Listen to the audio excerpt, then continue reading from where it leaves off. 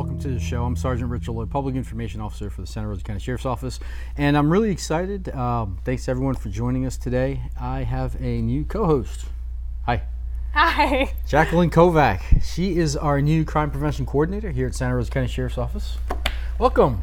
Thank you. Thank you for having me, hiring me, and inviting me on to be your new co-host. This is really interesting. This is going to be great. As our new Crime Prevention Coordinator, we really look forward to doing more outreach to the community. And we've been without a coordinator for a little bit of time, but hopefully we'll get you up and running real quick. And yes, I'm sure there will be no problems getting me up to speed. No, that little bit of an introduction there was a little odd for your first day. A little bit, just but, a little odd. We'll get you rolling and welcome. Glad to have you. So let's get started. First, we want to mention our sponsor, the Santa Rosa County Crime Stopper Program, 437-STOP. That's the number you want to call if you have any information in reference to any of the wanted fugitives, or if you have any information in reference to any cases and you have any information. So the way you contact them is srccs.com, 437-STOP, or you can go to p3tips.com on any computer or P3 app, which is an application you can download on your phone. Speak two ways with investigators, and the rewards are up to $3,000. So if you have any information you want to remain anonymous and use the Crime Stoppers program, you have to use those methods. So did you ever use Crime Stoppers? I can't ask you that, don't answer. But it is a great program. You've been involved, you've been on the other end of the coin, and you've seen how it works and all that. It's a great group. You're going to be part of the board, so we'll get you sorted out and welcome you to that as well. Perfect. She's Sounds great. Be a busy person. Very busy. Yeah. Will I sleep? Hopefully. Doubtful. Okay. So what's first we're going to talk about? Well, let's talk about the 4th of July holiday. Just happened last week, and with the 4th of July comes one of the greatest American traditions of fireworks. However, in the state of Florida, there are a very small amount of fireworks that are legal in the state. So, tell us about what is legal, just to get us up to speed. I'm being interviewed. This is odd.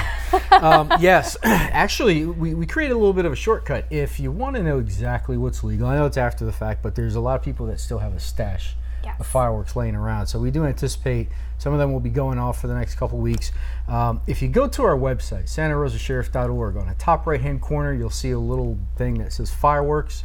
Click on that. There's an entire list on there, and it tells you what is and is not legal. But to summarize that, sparklers, any of those flare type little things that just kind of go off near the ground, no firecrackers, bottle rockets, Roman candles, anything that shoots and ignites, that type of stuff is not legal.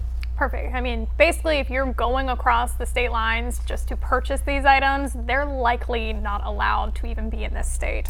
So just keep an eye on that. But yes. Now that we're kind of past the holiday, we know people still have some stash left over. We hear it, we see it posted on social media. A lot of people complaining about why aren't certain things done. So just tell us, what capabilities does the Sheriff's Office have when it comes to addressing illegal fireworks? Yeah, well, that's actually interesting because during the holiday season between the 3rd and the 4th, we received hundreds and hundreds of calls in reference to fireworks. And you have to take into consideration, we have a limited amount of deputies on the road. They're already going call to call for normal calls, domestics, alarms, they're taking warrants, so they're already tacked. And then you're taking other calls on top of it. So what was happening was we had to prioritize which calls we needed to go to. So if there were calls that were not holding and we could go to the ones that were fireworks related, we would go to. We were prioritizing those based upon, first and foremost, is threat or harm to people, persons, and property. And if there was, of course, we would take care of those. And then we also had to make sure that we had a complaint is what we call it. Because if you get a lot of anonymous calls, I mean, we can show up, we drive around, you kind of tell them, hey, knock it off. But without a complainant, you can't go through and really, in some cases, prosecute. And in some instances, you have to catch them in the act, which is difficult because you see a cruiser coming down the street. Guess what? Cops coming. everybody says cops are coming, and then they're gone along with the fireworks. But in reality, we did have a very safe holiday on the 3rd and the 4th and the 5th, and we didn't have, that I know of, many injuries or anything substantial. But we did attempt to respond to as many as we could, and unfortunately some we couldn't get to because of other calls. Sure, perfect.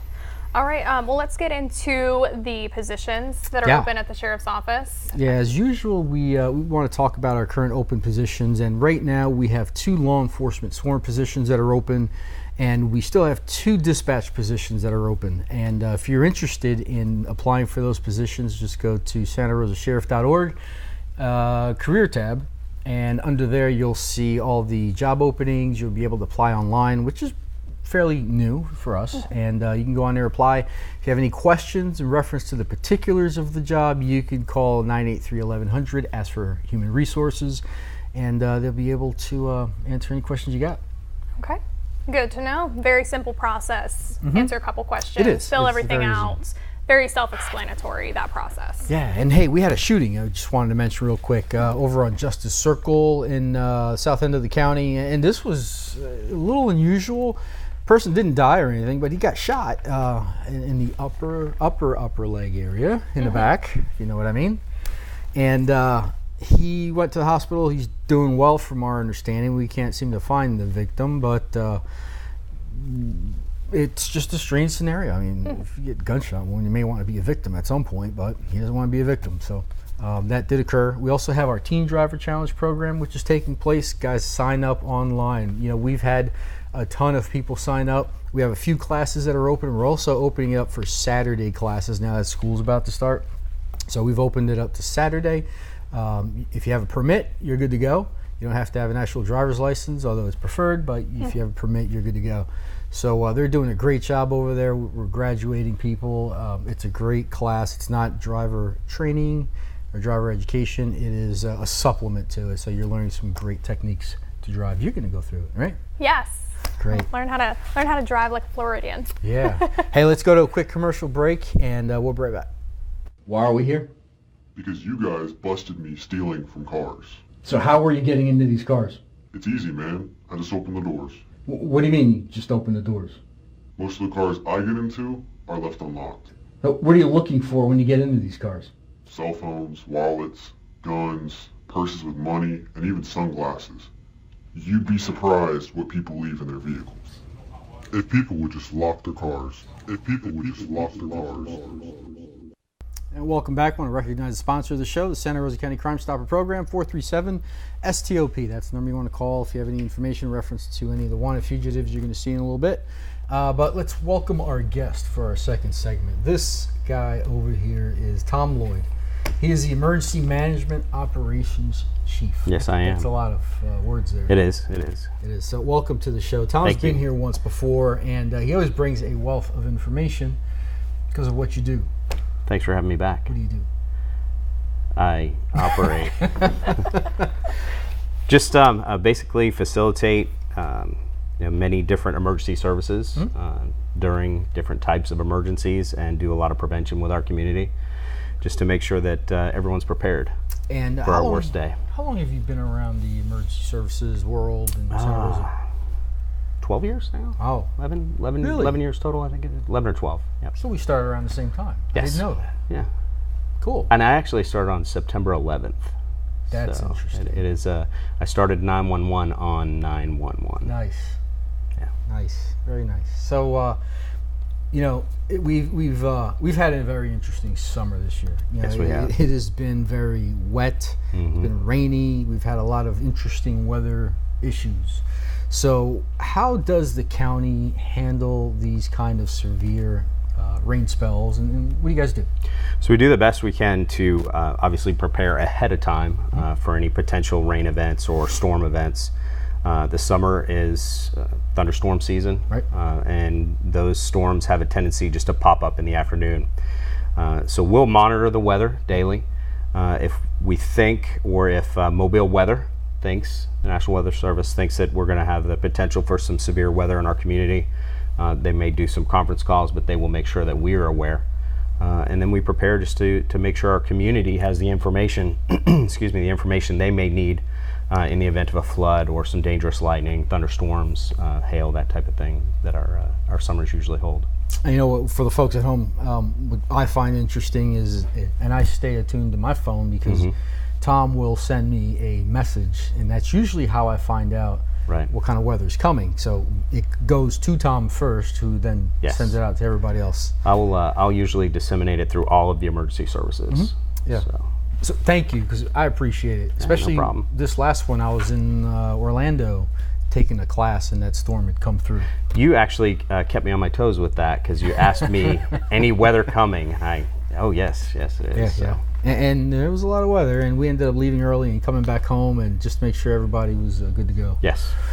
So how can citizens in Santa Rosa County stay up to date with what you're doing and what the county's doing? So we actually have, as far as severe weather, or we push our website out, obviously, santarosa.fl.gov/emergency, and on that you'll find an app that's called Alert Santa Rosa, or excuse me, it's a texting source that we will push severe weather notifications. If we have a road closure that's going to be for an extended period of time, maybe because of a car accident or some type of emergency, we'll push that out to our community. We encourage folks to sign up for that because it's as close to live information as that we can provide. So we do have a situation where we need to have folks seek shelter for whatever reason, we push out to that app. So. And it's free? Free app, yep. And that's actually Alert Santa Rosa is the name of the program that we use. So, and it's on our website. And can people choose what types of alerts they get? They can select different types of alerts that they want to receive. They're usually after a thunderstorm or severe storm or weather event that we have come through. People like to unroll, I guess, disenroll would be the word. We encourage you not to do that.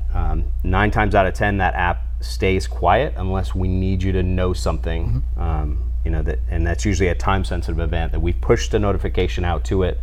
Yes, when we do have some severe weather come through, and it may be all night, you're getting alerts. But we don't want you to be callous to it either. We don't want you just to dismiss these alerts. So it's one of the easiest ways that we have, other than social media, to push large amounts of information out to the public. Now, most people with smartphones already have an alert system kind of built into their phone. Correct. How does the county's alerts differ from So I'm sure we have all had these situations where you're in a room, maybe not in our county, or you're out to dinner, and then all of a sudden everyone's cell phone goes off with that loud, annoying noise, which is designed to get your attention. And sometimes it's an Amber Alert or some type of mass notification, and that's actually done through iPause. So National Weather Service can set that off, or we can set that off. But Alert Santa Rosa is specific to us. It's specific to our county or whatever geographical area you sign up for.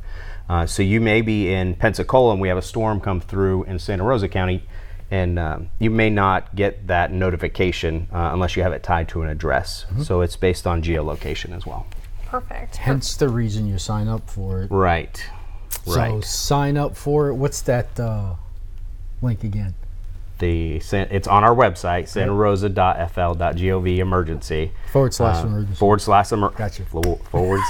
/ emergency. You got me now. And then it's Alert Santa Rosa, and it's on our website. Awesome. It only takes a few seconds to sign up, and I promise it's worth it. It's worth its weight in gold. So it is. And what's interesting is those road closures. The day of that heavy rain, we were getting calls at our dispatch. Hey, I'm going to work, and are there any road closures between this place and that place? Right. It was actually live on your website. It was. Our public, not to take away from you two, but our public information team, Brandy and Sarah, they do a great absolutely job. Amazing. They stay on top of that. Basically, if we're up, they're up. With emergency management, and they will be as proactive as possible. They want to get in front of things, and we find that actually helps us to mitigate a lot of different emergencies. Sure. Obviously, if you know that a road is flooded and you're able to go around it before you get stuck in it, turn around, don't drown, they take care of all that. So they get in front of us and make sure that we're successful. Yes. Now, is it just a live updating system on your website, or is there social media tied into that? There is. I'm not sure the backdoor portion of it, but I know that they stay on top of updating our Facebook as well as our website, and I think Twitter as well. So. Yes, and as a matter of fact, she sends those to me, and we, again, repost them on our Sheriff's Office Facebook, so everybody gets that as soon as possible. So when we get them, we push them out, and we all share the same people. Same common goal as well. Let's so we get it all out work there. Together. Different shirts, same team. Absolutely. So what can people do to stay safe during these weather events? Pay attention to local media and whatever alerts that we put out. Obviously, if it's a thunderstorm, there's lightning, we want you to seek shelter and stay safe. Obviously, we don't want you on the water during those situations. We actually ran into that during the Blue Angels. We had a pretty significant storm come through, which, it was pretty uneventful as far as Didn't you weather run stuff. That or something? I didn't run it. You did something important. I helped the Escambia County Emergency Management. I was the liaison for Santa Rosa. Yeah. So we just, one big happy team to get that accomplished. So, all right. Well, good job. I appreciate it. Good. Thanks. Awesome. All right. So we had some issues out in the field during this last rain bout. Tell us some of the things that you've seen people doing during this last issue of rain that we had. Okay, so first of all, I'm not going to make excuses for Mother Nature. She does what she wants. But we were already saturated. The ground was already saturated from the rains that we had previous to this specific rain event that we had several weeks ago. So on top of all holding ponds, being full and the ground saturated, we had all kinds of water come in, through the different thunderstorms that had trained up over our area.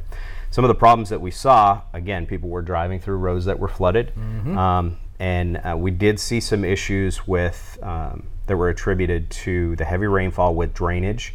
Our road and bridge department tries the best that they can to stay on top of keeping our ditches cleaned and our holding ponds, cleaned up, as well as keeping vegetation down. But it was just so much rain that inundated us in such a short amount of time that we did see some pretty significant flooding to roadways. We did have to do several water rescues just because people, again, they didn't turn around, got themselves off into a roadway in a vehicle, and actually got trapped, got stuck. So, you know what I learned before we go to commercial? 12 inches of rainwater will carry away a car. Without a doubt. Floating. That's pretty Without interesting. a doubt. I don't even want to try it. I don't even want to get near 11. Don't ask how I know. Right. Let's go to a quick commercial break, and we'll be right back with Tom. Why are we here? Because you guys busted me stealing from cars. So how were you getting into these cars? It's easy, man. I just open the doors. What do you mean you just open the doors? Most of the cars I get into are left unlocked. What are you looking for when you get into these cars? Cell phones, wallets, guns, purses with money, and even sunglasses. You'd be surprised what people leave in their vehicles. If people would just lock their cars. Welcome back to the show. 437-STOP, that's the number for our Crime Stoppers program. That's our sponsor. We're going to go over our wanted fugitives. Keep in mind this show is pre-recorded as of July 12th. So some of these fugitives may have been caught, but still we want to get this information out there. And let's get started with our first fugitive, our favorite part of the show. So first one is going to be Tessa Marie Ricogel. Okay, I think that's right. Hey, come on in and tell me how to pronounce that. She can verify that. She can verify that for me. White female, 30 years of age, 5'6" tall, brown hair, brown eyes. She has an active warrant for a violation of probation, resisting officer with violence. The next one we have is Joseph Allen Peterson. He is a white male, 39 years old, 5'11", with blonde hair, blue eyes, and he is wanted for possession of drug paraphernalia. And next up is John Andrew Locke, white male, 46 years of age, 6'1" tall, black hair, brown eyes, and he has an active warrant for grand theft of a firearm. Next one we have is Brooks Allen Holiday. He's a white male, 40 years of age, 5'11", with red hair, brown eyes, and he is wanted for a felony DUI. Next up is Anthony Devontae Hawthorne, black male, 24 years of age, 6'4" tall, black hair, brown eyes. He has an active warrant for retaining a vehicle with intent to defraud by trick or false representation. Next we have Haley Daigle. She's a white female, 24 years old, 5'2", brown hair, blue eyes, and wanted for possession of a controlled substance without a prescription. And next is Devin Michael Colonel. White male, 22 years of age, 6 foot tall, brown hair, brown eyes. Active warrant for violation of probation, possession of a controlled substance, and possession of drug paraphernalia. All right. Next we have, I guess we're getting into our top three, if we had a top three. David Wayne Brand. She's a white male, 37 years old, 5'9", black hair, brown eyes, and wanted for battery, second degree, or subsequence. Next up, David Sean Black, white male, 41 years of age, 6 foot 2 inch tall, brown hair, green eyes. Active warrant for violation of probation, burglary of an unoccupied dwelling. All right, and lastly, we have Cody James Anderson, a white male, 21 years old, 5'10", with brown hair, hazel eyes, and is wanted for vehicle theft. Does he have a popped collar in that shirt? Is that what he's trying do to believe that's there? what it is. Looks like it. You know what? He must have gone through your wardrobe from Oh 15 man, years oh she's starting. Okay, touche. I'll get you on that one. All right. So these are wanted fugitives as of 7/12. 437 STOP. That's the number you want to call. You could be eligible for a reward of up to $3,000 if your information leads to an arrest. Tom, what would you do with $3,000 if I were to hand it to you right now? I'd take you to lunch. I don't eat that much, man. All Come right, on. I'm just saying. I thought you'd buy like a new grill. I probably know you would. like I'd cooking. probably get a new smoker. There you go. Yeah. Yeah. So For all that's that fish. Right. The For all fish. that fish that he's catching. Right. And not sharing. Oh, here we go. Man, this is a rough show, folks. I'm going to have to come back with some jokes the next one. Alrighty, let's talk about the deep water and stuff. Sunrise in '98 was one of the ones that had deep water. It was, and there was actually some video that was posted on social media of individuals driving through that water. It is a problem area, especially if you live there. We don't need to tell you about it because you're aware of it. But again, just because I don't want to say you've made poor choices, but you may have made this choice to drive through this water several times. The next time that you do it may be your last time. It may be the time that the roadway gives out, and not only are you putting yourself at risk, whoever's in the vehicle, the other individuals on the road, and then our responders have to go out and get you, and that's a preventable incident is the way I look at it. So yeah, please turn around, don't drown. We don't want you to have a false sense of security to drive through some water just because maybe you think you're in a pickup truck or a Jeep or some type of all-terrain vehicle. It's a false sense of security. Now, I heard that there are some first responders, firefighters, ambulances, they can't even take their vehicles into water that is higher than the starting of the rim. Is that correct? We don't want to create a culture where our responders are going to put their equipment or themselves at risk when we're trying to rescue someone or save someone. Obviously, they may have a little bit higher training. But at the end of the day, a vehicle is a vehicle. We do have, and I believe you guys have some high water vehicles as well. We do have some vehicles that are equipped. They're designed to go through high water, mud, that type, maybe some debris that we can affect and rescue in those situations, but that's not what you see on the road on a day-to-day basis. So if we're in that situation, we've got the tools of the trade to be able to complete the mission, and we'll do it. But if it's a preventable event, I promise you're gonna, we'll make sure you're okay, but you're gonna hear about it as we take you back to safety. So Got it. Yeah. A lot of the storms that we had wasn't just rain. A lot of them were thunderstorms, and with thunder, there's lightning. Yes. So what can we talk about as far as lightning safety goes? Definitely, if you can hear thunder, there is a risk for you to be struck by lightning. And we were discussing earlier, I believe it was Crestview, Okaloosa County, unfortunately, had, I believe it was a fatality involving lightning. We do not want our citizens to put themselves at any unnecessary risk. So it is the summertime, afternoon thunderstorms happen. When you hear that thunder, we want to make sure you seek shelter, and get out of the way of lightning. We don't want that to happen. So That means put down the fishing rods. put down the fishing rods. away Well, the golf I don't ball. get taken fishing, so Maybe you should go. I mean, fishing maybe if once in a you're while. on the water, that Yeah. type of thing. So Put what away the- about when you're at the beach? Just this past weekend, prime Right. example, Blue Angels weekend. point. A lot of people were out on the beach. They put up their tents, their umbrellas. Those are huge conductors Right, for correct. lightning. So, obviously that becomes the highest point, and lightning likes to strike the highest point. When we have these situations, these large events like Blue Angels weekend, there were several times we had to clear the water and clear the beaches. The lifeguards give direction as far as that goes. So when there's a storm close enough and they think there's a potential threat for lightning, Escambia County and Santa Rosa will clear the beaches of their lifeguards, and hopefully they will give some direction to the public. Now, when you have an event like the Blue Angels where you have all these people out there, we encourage you to go back to your vehicle. We had several boaters, and they did the best they could in those types of situations. So you always want to maintain some vigilance, but and do the best you can to remove yourself from the problem so you don't contribute to it. Hey, we got just a few more minutes here, and we have a very busy hurricane season predicted for this year. I think 11 to 17 named storms. Right. In a nutshell, give us the most important things about hurricane that people in Santa Rosa need to know about. And you got 1 minute. 1 minute. Okay, so even though, like you said, 11 to 17 predicted storms, it only takes one. It only takes one. It took one Ivan, one Opal, one Dennis. These are all things we want you to be aware of. The first 72 hours we want you to plan for to be on you. So you need to be self-sufficient for the first 72 hours. Once the storm has passed, please, please, please, seek shelter somewhere safe during the storm. Afterwards, we ask that you limit your traffic on the roadways.